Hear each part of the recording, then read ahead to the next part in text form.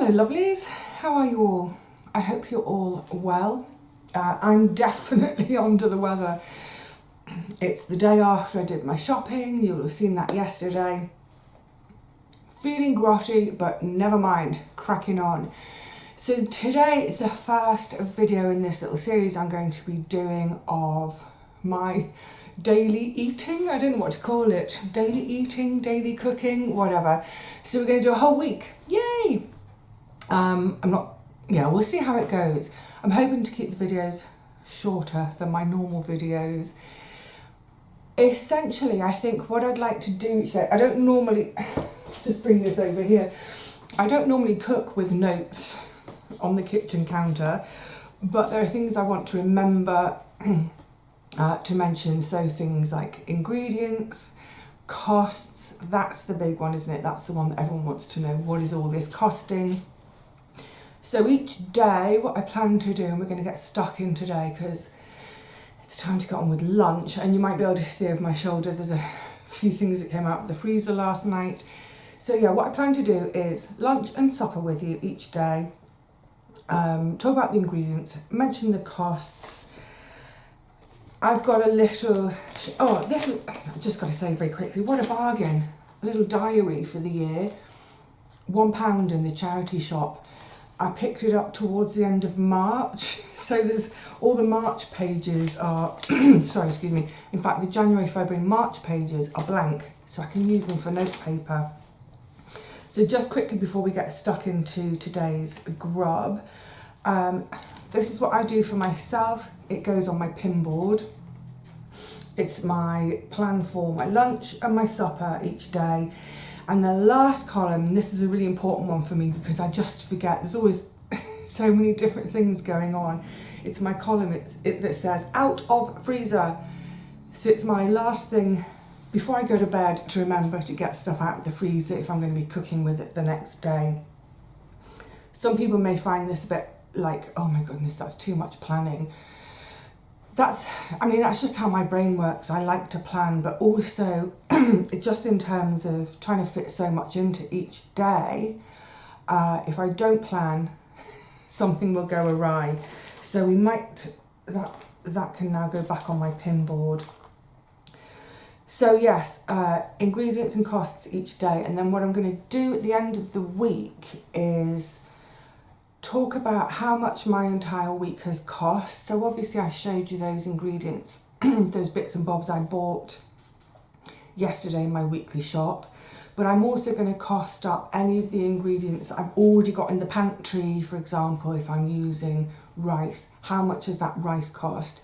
So we're going to get a really accurate picture of the cost of every single one of my meals, add it up for the end of the week. How much has my week of eating cost? I'm also aware, however, I sat down and worked through all of these costings last night. Oh my goodness, it was a brain scratch. Excuse me. I am aware, however, that as we go through this week, quite a lot of the stuff I'm going to be cooking with and using has come from the allotment. So I've done a second costing, again, which we'll cover at the very end of the week. That includes, if I'd had to buy absolutely everything, including all the veggies that I'm going to use or have used, but that have come from my garden, what if you had to buy all those as well? So, yeah, in 7 days' time, you'll have a really accurate picture of, excuse me, the sort of things I eat, the sort of spending I do to feed myself. I'm so sorry, I've definitely got a lurgy of some sort. Yeah, but just bear in mind as well, seasonal stuff. So we're still quite chilly and damp at the moment, so that informs what I'm eating. If it was gloriously hot weather, I would revert to tomatoes and cucumber. I can live on tomatoes and cucumber. Right, so it's time to get on the go with lunch for today. Right then, lunch. I'm having courgette soup, which has come out of the freezer. Come out of the freezer last night. Normally when I'm defrosting, I would defrost in my fridge, but I still haven't sorted a new fridge yet. It looks, oh, it's splashing. It looks like one big solid lump at the moment. But it will soon turn into loveliness again. Now, looking at, I just need a cloth, I have really splashed there. Looking in the freezer, I think this is my last portion from last year's courgettes. It is one of my absolute favourite soups. I make gallons of it. It's super cheap. We're going to do costs in a sec. Super cheap. It freezes really easily and actually then heats up, and it's, in terms of texture, you know, some things from frozen aren't so good. It's absolutely fine. It freezes really well. So, what are the ingredients? I'll put on the end of this video, I'll remember to put the card on for the recipe. But briefly, the ingredients are courgette, potato, this is why I had to write things down last night. Courgette, potato, onion, garlic, and a little thing that makes it extra special, some cardamom. So out of those, the courgettes I grew, the potatoes were grown by a plot friend, we did some swapsies, so they've cost me nothing. The onion, garlic and cardamom, I reckon have cost me 40 pence. The onion, garlic, cardamom and stock have cost me 40 pence, and that's given me 5 portions. So this bowl of soup today has cost me 8 pence. Yay! There was something I was going to say then about, this is from the garden, it's the last portion. No, can't remember. But yeah, it's such, you say courgette soup and you might think, oh, I've just remembered what I want to say. You might think, ooh, no, ooh. But please, if you haven't tried it, have a look at my recipe and give it a go, because everyone who tries it says, wow, this is gorgeous. This is really, really yummy. And it's such a wonderful thing to make, to use up gluts of courgettes. I mean, who doesn't end up with a glut of courgettes in their garden? Even if you've got one courgette plant, you end up with a glut. I grow loads of courgette on purpose just for this soup. It's cheap, it's nutritious, it's easy to make, it freezes really well. Jobs are good in. Normally, well, often with soup, I love to have a bit of bread, especially if I've got any butter. Bread and butter with soup, gorgeous, absolutely gorgeous. Ooh, turn that heat down a bit, that's a bit vicious. Yeah, I love bread and butter with soup, or just plain bread. I'm not going to have any with this though, because it has got potato in, so it's quite a starchy filling soup. Anyway, I don't need any extra starch. I just think potato and bread in one meal, bit too much. So there we go, that's lunch is underway. I'm not going to keep you here the whole time. I'm being a bit clumsy, splashy today. I'm getting that that little whiff of cardamom coming through. It's almost sort of lemony, citrusy smell. And like I say, you might think, huh? But try it to believe it. It is really yummy. So I'm going to get on and have my lunch, and then, like I said, I want these videos to be quite short and sweet. Today's one is going to be a bit longer though, just because of introducing the whole week. So I'm going to get on with my 8 pence lunch, and I'll see you back here in about 6 hours or so when I start to get my evening meal ready. See you then.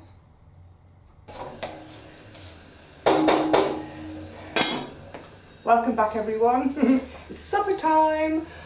It's just gone 6:15. I'm actually starting this a bit early than I would normally start supper, but that's partly because we're videoing. So the idea will be that this will all be done by about 6:30. It can bubble away till 7, just after 7. Then I'll eat at 8.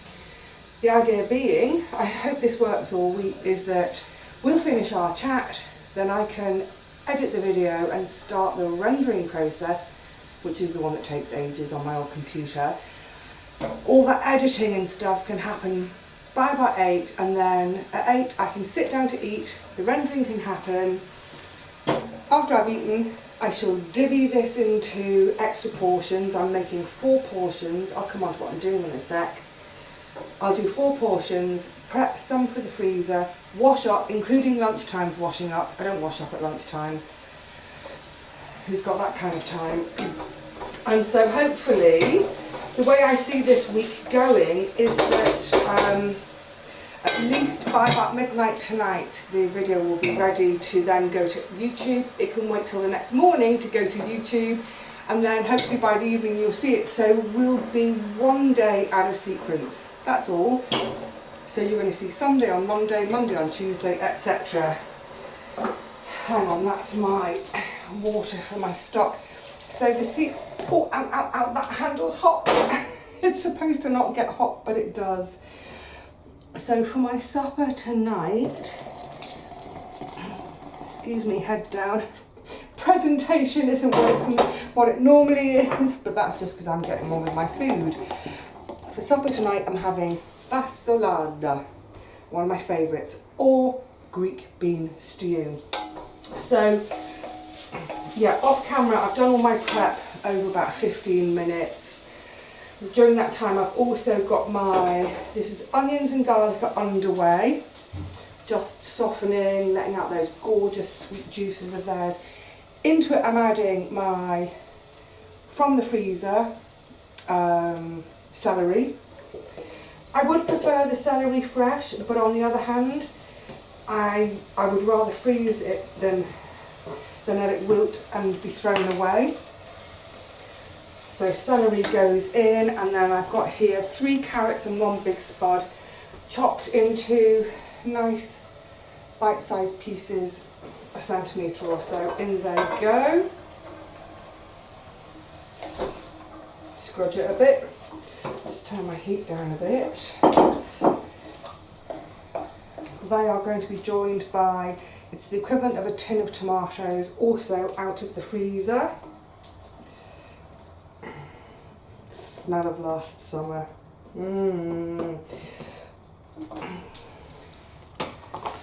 The stock I just made, so that's the equivalent of about a tin of tomatoes. It's about 400 mils in terms of liquidness. That's slightly over half a litre of stock. I don't worry too much about exact measurements.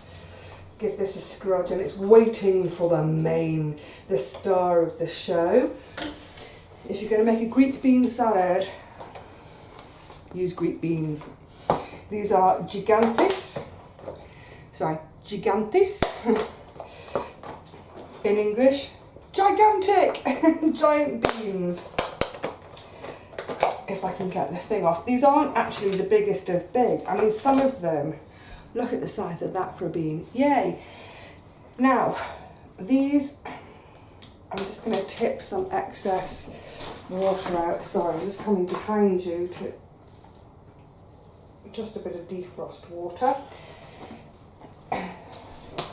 These were picked, I'm guessing I picked these in September, maybe just into October. They're picked while they're still green. In other words, they're still wet and squishy and moist and lovely. I'm making a note because it's not dried ones. So these came out of the freezer at lunchtime. I didn't want them to be out overnight and sit all day. Just, you know, the weather is starting to warm up a bit. So I took them out at lunchtime. It's taken the worst of the frost off them. They're still cold. I can feel that they're cold.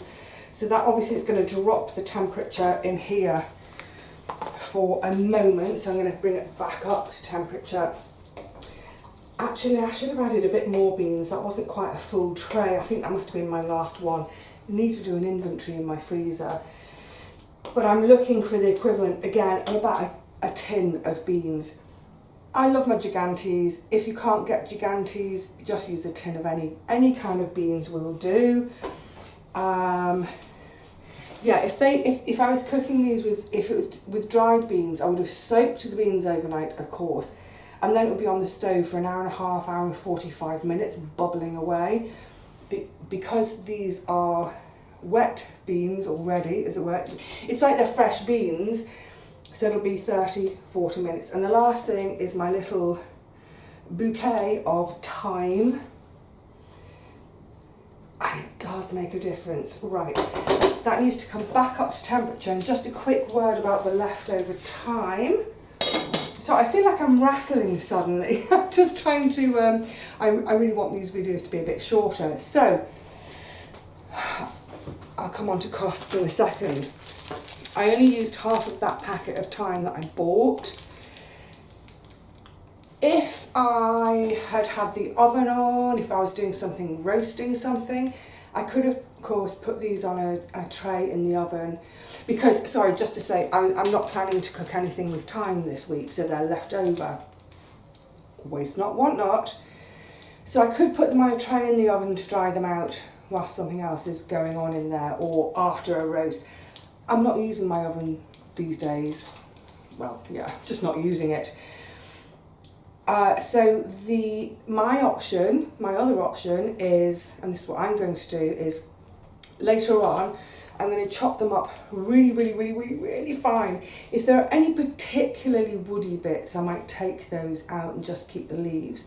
But this is all quite soft, tender, stemmed stuff.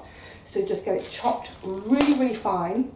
Then into a pot, mix it with some olive oil. Not too much olive oil. And then I'm going to put it into my ice cube maker. I was talking about this on Facebook recently with... in terms of putting pesto, leftover pesto. I put it into these open freezer, as in put it in the freezer like that. Then a few hours later, when it's all frozen, I pop them out, pop my pestos out, and they go into Tupperware. Any little Tupperware I've got, that's a really useful size because I can just tuck it in amongst other stuff. I've got to say, I know I bang on, I've left a bean in the corner. Don't leave a bean in the corner, Vivi. Hang on. Right, wasting any beans. One of the reasons I bang on so much about these takeaway tubs for using for freezing, A, they handily happen to contain about the same as a tin of something, but I can stack tons of them into the freezer. I do think I need to do an inventory though, because like I said, I think that might have been the last of my gigantes. I think it was the last of my courgette soup at lunchtime. I'll have a little look. So yeah, with the, back to the thyme, so get it chopped really, really fine, mix it in with a little bit of oil and portion some out into here, freeze it. When it's good and frozen, pop them out, pop, pop, pop. This is better than bubble wrap, isn't it, when you're popping, but you're actually popping food out. Put them into any small bits of Tupperware you've got. And then when I come to cook, if I was, so for instance, maybe a tomato type sauce for a pasta or something else, use that little ball of oil and thyme, pop it in the pan, get it warmed through and melted again, and then I can add onions and garlic and goodness knows what else before I start putting tomatoes in to make a tomato sauce. It's like a ready herbed blob of oil. Okay, so that needs to come back up to heat. Let's quickly round things up for today. So, ingredients and fasolada and what I've paid for them. Celery, 3 stalks, 17 pence. I've grouped this together again. Or onion, garlic, stock, 35 pence. The spud, 32 pence. 3 medium-sized, good-sized carrots, 3 carrots, 35 pence. The thyme, 26 pence. The tomatoes and the beans, free by my own hands. But like I said, at the end of the week, I am going to talk about what it would cost if you were doing all of this from the supermarket. So that gives me a total of £1.45. I'm going to divide it into 4 portions, so that will make them 37 pence per portion. So tonight's supper, 37 pence. I mean, come on. So my entire food for today will be 45 pence. That's 2 really beautiful meals. I don't do breakfast. So 45 pence for the whole day. And if I wanted to, later this evening, I could have a snack of an apple, add 40p in there. I could have, oh, it's over there now. I could have a couple of slices of bread, that cheap as chips bread. In fact, each slice is going to be about 5p. I could have a couple of slices of toast. So even with a snack later on, that's still all my food today for under £1 for the entire day. Yay! Good stuff. Right, well, I hope that's been an interesting first day for everybody to watch. I hope it's interesting. I'm not looking for nutritional advice. Please, no unsolicited advice. I'm just sharing what I do because people have asked me to. So yeah, let that bubble away. It does need to come up to temperature though, because like I said, that's the thing with the beans. Although pretty much defrosted, they're still chilly. Oh, now just a very quick word, because I am going to divvy some of this. Yeah, I reckon I'm going to get 4 portions, so I'll have 1 this evening and then 3 can go into the freezer. Normally what I do is 1 tonight, 1 in the fridge for the next couple of days, 2 in the freezer, no fridge. I know folk get a bit concerned, confused by, hang on a minute, you've taken stuff out of the freezer and defrosted it and you're going to put it back? I'm only doing that because I'm altering the state of everything. In other words, I'm cooking everything. If I had taken those beans out of the freezer and defrosted them and then not cooked tonight, they can't go back in their raw state that I took them out. But if you take tomatoes, you take them out of the freezer, if you cook them and you're making your sauce, whatever it is, as long as you're cooking them, then any leftover can go back into the freezer. But if later on you take your leftovers out of the freezer and don't eat them, you can't put them back. I can only put these things back in the freezer because I've altered their state by cooking them. Safety first, everyone.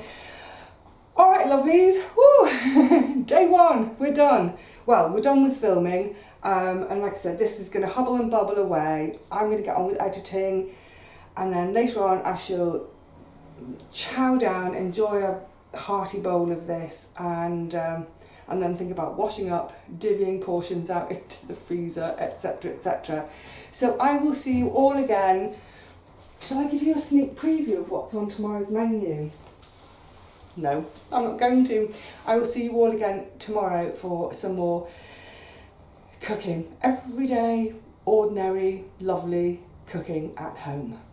Until then, cheerio.